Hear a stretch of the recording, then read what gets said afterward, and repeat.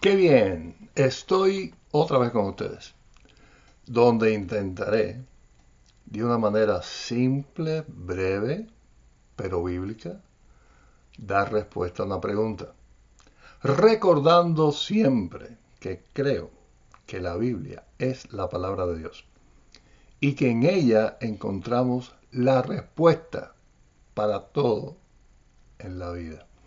Y bueno, esta es la pregunta de hoy. ¿La Biblia tiene respuesta para el sufrimiento? Bueno, hablando de respuesta en la Biblia, bueno, este es un tema, sí. ¿Y por qué no buscamos la misma Biblia? A ver si nos responde, si ella tiene respuesta.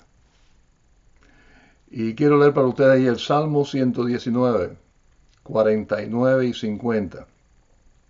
Acuérdate de la palabra dada a tu siervo, en la cual me has hecho esperar. Ella es mi consuelo en mi aflicción, porque tu dicho me ha vivificado.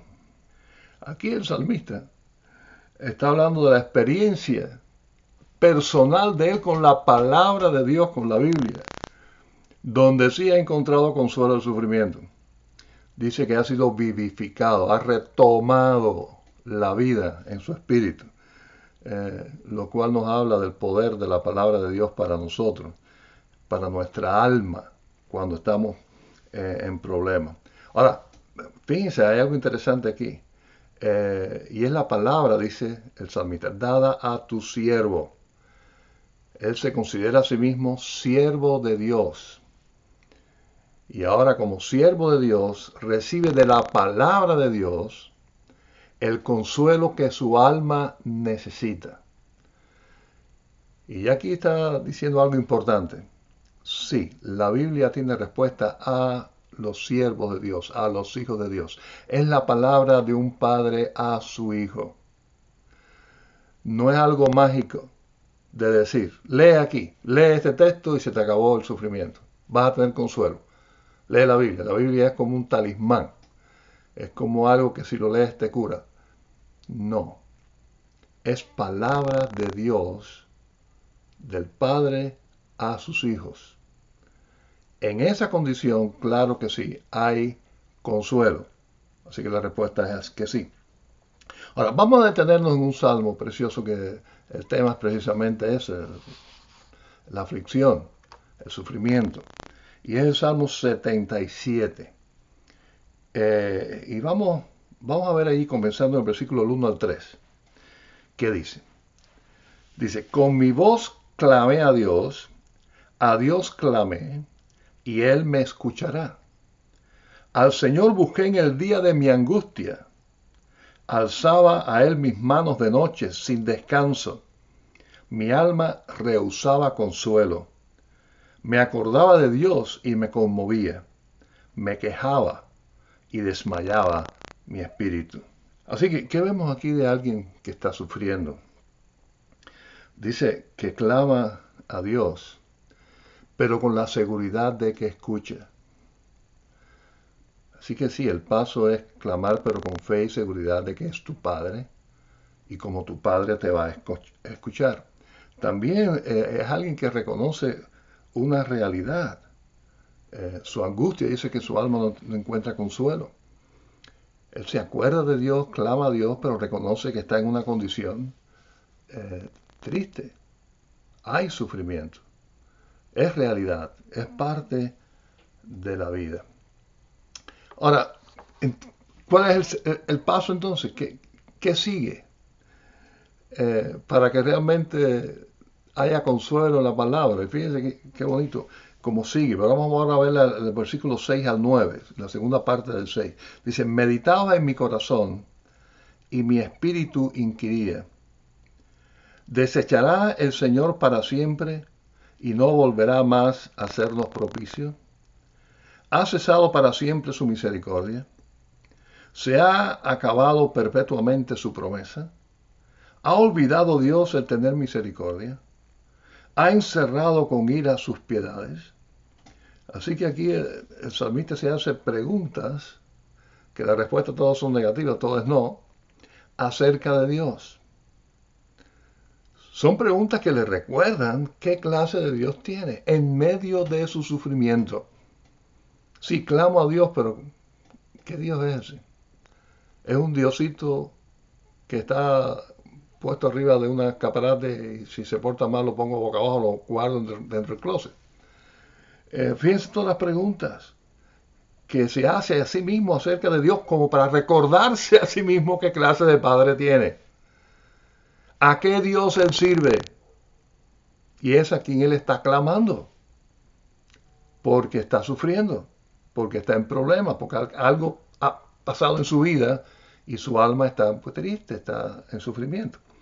¿Qué clase de Dios? ¿Es alguien que me va a desechar? Bueno, si nuestro Padre humano, si es un buen Padre, no nos desecha menos Dios. Su misericordia se acabó, se le acabó la misericordia a Dios. Se olvidó de sus promesas fueron falsas. Ya él se olvidó de tener misericordia de mí. Se puso bravo conmigo y ya no tiene más misericordia de mí. Todas esas respuestas son negativas. Son no. Dios no es así. Nuestro Dios no es así. Por consiguiente, vamos a decir que uno de los primeros pasos para encontrar consuelo en el Señor a través de la palabra es reconocer que Dios tenemos. Y ya después de hecho esto, acordarnos de algo. Y fíjense cómo sigue ahí los versículos 18 al 19. Seguimos en el Salmo 34. Cercano está Jehová a los quebrantados de corazón y salva a los contritos de espíritu. Muchas son las aflicciones del justo, pero de todas ellas le librará Jehová. Así que es ese Dios poderoso que ya vimos las cosas positivas que tiene, que no se olvida, que cumple sus promesas, etc. Dice el texto que está cercano. Él está conmigo. Esa es una realidad de cada hijo de Dios. Y en esa realidad puede descansar nuestra alma. Y estar seguro de que el Señor sí está con nosotros y por eso puedo descansar en Él. Y que Él va a dar respuesta a mi sufrimiento. Dice, de todas las aflicciones que son una realidad, el justo también sufre. Los hijos de Dios también sufren, también se enferman, también tienen problemas en su familia, también les pasan cosas. En esta vida es así. Esta es la realidad de este mundo donde vivimos. O sea que ser hijo de Dios no nos garantiza que no vamos a sufrir. Eso es utopía, eso es falso. Si una religión, si un pastor o alguien promete eso, que no va a sufrir nunca porque es cristiano ahora, le está mintiendo. La vida tiene sufrimiento, sí. Ahora, en medio del sufrimiento, la palabra, la respuesta que aquí nos está dando, es recordarnos el Dios que tenemos y que ese Dios no nos abandona. Va a estar con nosotros y podemos descansar en eso. Y en eso debe haber consuelo. En su presencia a nuestro lado. Su compañía. Nos comprende, nos atiende. No es un padre que se olvida de sus hijos y somos sus hijos. Él está ahí. Va a estar ahí. Ahí, en un hijo, si somos hijos, hay consuelo. Y es más, esa realidad no está solamente en el Antiguo Testamento, hablando de Dios, Padre. El mismo Señor Jesucristo fue claro en esto. Y este texto creo que muchos quizás están pensando en él, ¿verdad? Cuando palabras de Cristo, y en Juan 16:33. Estas cosas os he hablado para que en mí tengáis paz. En el mundo tendréis aflicción, pero confiad, yo he vencido al mundo. Cristo venció al mundo por consiguiente. El sufrimiento del mundo en Él tiene solución. Así que en Cristo, siervo de Dios, pero se dan cuenta que la respuesta de la Biblia al sufrimiento es a partir de una relación con un Dios poderoso en cercanía a Él. Se habló de siervo, el salmista. En el Nuevo Testamento habla de ser hijos a través de Cristo. Es nuestro papá, es nuestro padre.